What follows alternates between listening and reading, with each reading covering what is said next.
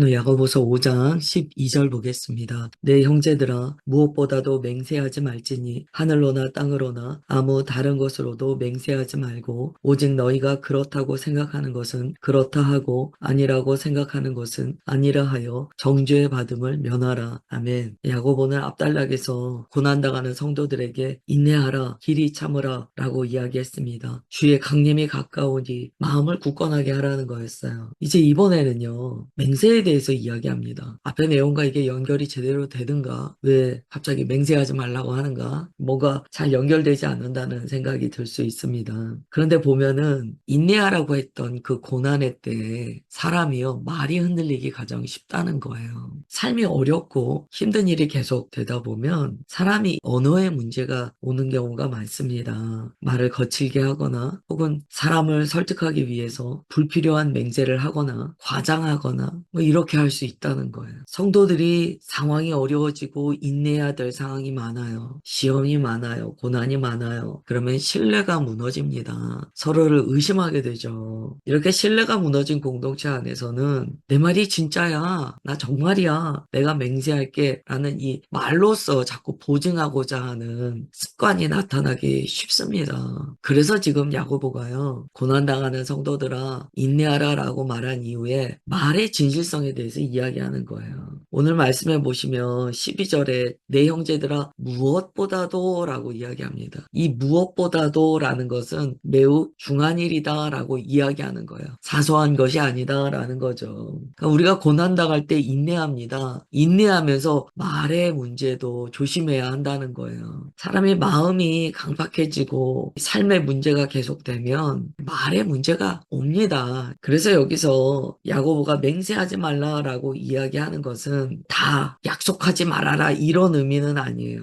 일상적인 말의 습관 가운데 신뢰성 없이 말을 자꾸 내뱉지 말라는 거예요. 뭐라고 할까요? 언어 습관을 보면 입만 열면 거짓말해 이렇게 이야기하는 경우가 있습니다. 이제 우리가 하나님 앞에서도 계속 말을 하고 있잖아요. 기도도 말입니다.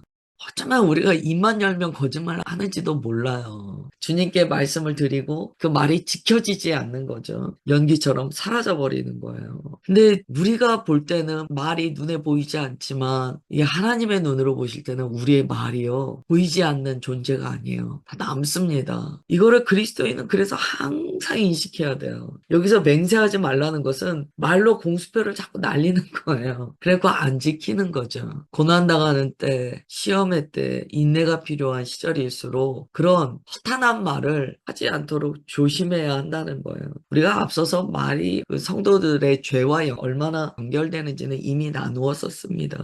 사람이 왜 맹세를 하게 되는가를 한번 생각해 보시면 좋을 것 같아요. 왜 맹세를 하게 될까요? 자기 말에 무게를 싣기 위해서예요. 자기 말에 스스로 권위를 입히고 자기 말의 진실성을 스스로 강조하기 위해서 맹세를 하게 됩니다. 이러한 맹세의 언어가 많아진다는 것은 그만큼 관계 가운데 신뢰도가 무너졌다는 거고요. 또 만약에 이 말이 지켜지지 않는다면 그만큼 그의 말이요 마음의 공허함을 반증한다는 거예요. 예수님께서도 산상수훈에서 이 말의 문제를 다루셨어요. 왜 맹세를 다루시는가? 세상이 각박해지고 삶이 피폐해지고 인내해야 되는 고난의 상황이 오면 말의 문제가 오기 때문이에요. 그래서 그리스도인은 자신의 언어의 상태를 점검해야 됩니다. 거울 보고 얼굴을 우리가 점검하잖아요. 옷을 입으면서 내가 옷 매무새가 어떤가 점검하잖아요. 성도는 자기 말을 점검해야 돼요. 말의 매무새를 늘 점검해야 돼요. 나는 공수표와 같이 공허한 말을 자꾸 하지 않는가? 나는 내 말의 진실성을 스스로 증거하기 위해서 자기 말을 보증할 수 있는 더 씌우는 장치를 자꾸 남발하지 않는가? 이것 좀 점검해야 돼요. 그렇다면 그리스도인은 어떻게 말해야 되는가? 말로써 자기를 유리하게 하려고 하지 않아야 합니다.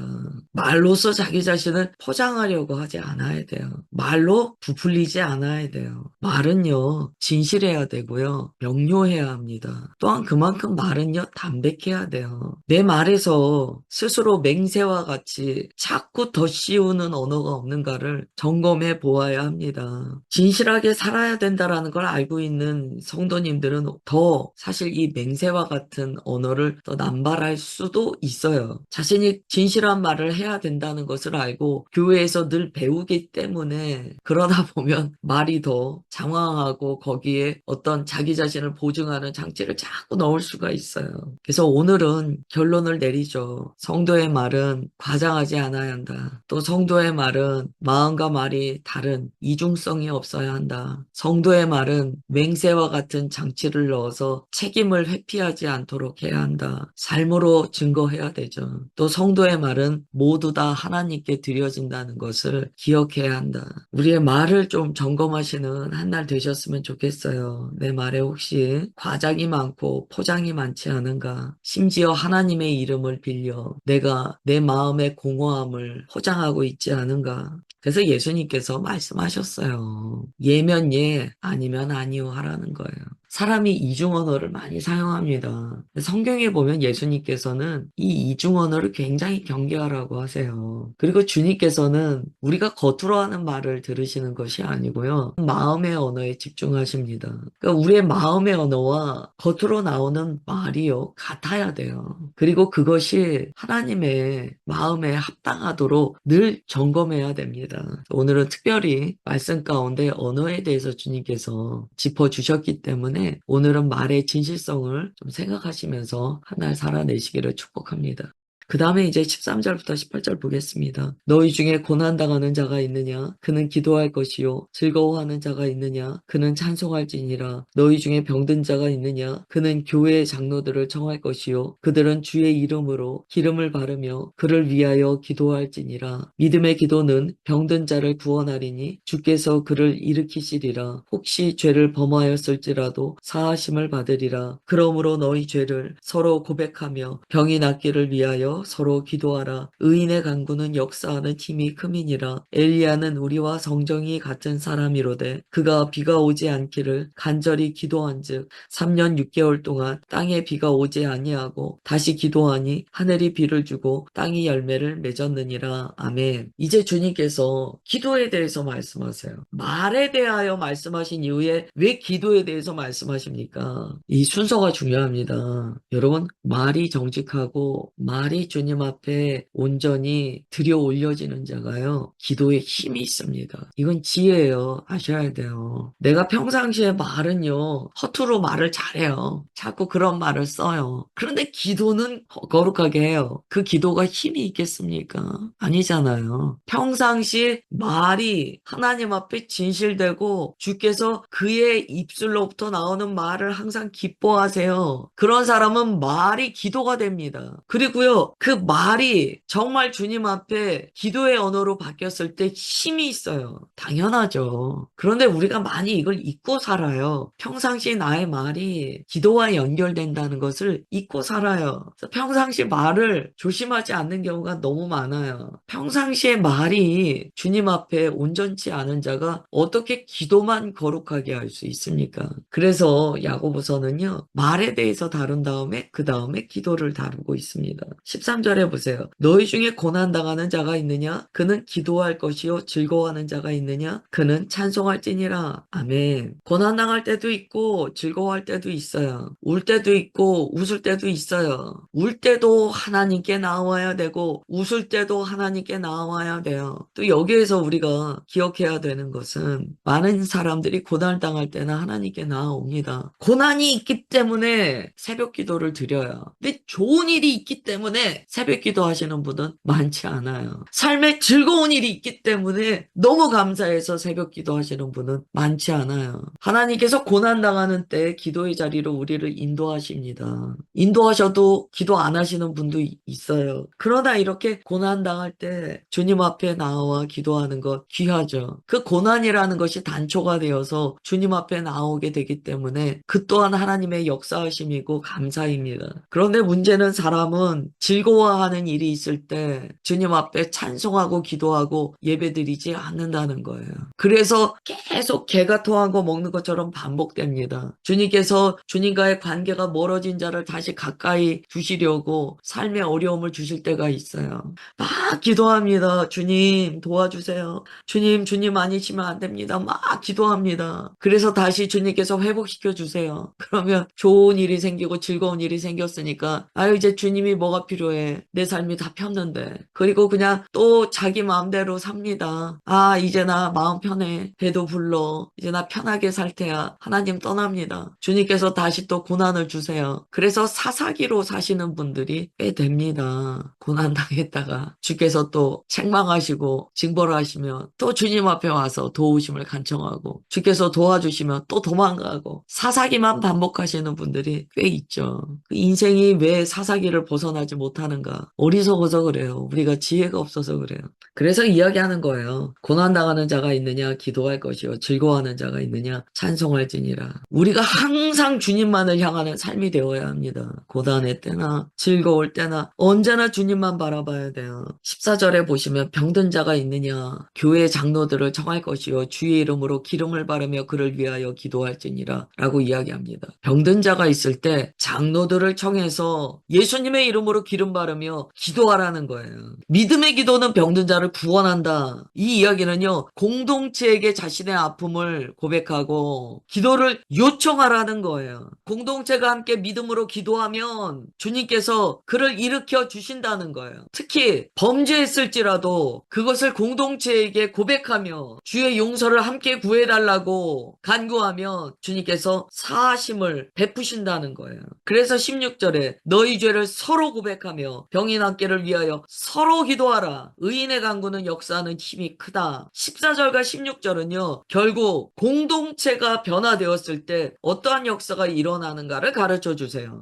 공동체가 함께 인내하는 공동체가 되고 함께 말에 실수가 없고 하나님 앞에 정직하며 오직 모든 말을 주님께 드리는 기도와 같이 신실함으로 변화된 공동체라면 그 공동체 안에서는 함께 기도할 때 능력이 나타난다는 거예요. 이거는 공동체에 관한 말씀이에요. 우리 주님의 토부교회가 계속하여 주의 말씀 가운데 변화받으며 정말 주님께서 이렇게 기뻐하시는 공동체로 변화받는다라고 믿습니다. 그래서 교회는 성화 공동체예요. 교회는 함께 성화의 길로 나아가는 거예요. 성화의 길로 함께 나아가는 공동체라는 것은 한 사람도 예외 없이 주님 앞에 동일한 상급을 받으며 함께 구원받는 공동체라는 거예요. 이렇게 변화받은 공동체는요. 주 하나님 앞에서 이미 머리 대신 예수 그리스도의 한 몸이 되었기 때문에 귀하게 사용됩니다. 오늘 그것을 꿈꾸셨으면 좋겠어요. 또한 주님께서 원하시는 것은 우주적 공동체의 거룩함입니다. 온 세계의 그리스도인이 우주적인 공동체로서 함께 예수 그리스도의 몸을 이루는 거룩한 비전을 주님께서는 품고 계세요. 성경 가운데 그것을 계속 말씀하고 계세요. 그러면 우리는 어떻게 해야 되는가? 먼저는 나 자신이 변화받아야 돼요. 하나님의 거룩한 비전 앞에 우리가 부름받았기 때문에 우주적 공동체의 성화를 주께서 바라보고 계시고 그것을 통하여 새 예루살렘 성이라 말씀하시는 하나님의 나라의 완성으로 우리를 인도하여 가실 거기 때문에 먼저 우리는 자기 자신을 정결하게 해야 돼요. 그리고 공동체의 성화를 위해서 함께 이루어 나가는 예수 그리스도의 몸이 되어야 합니다.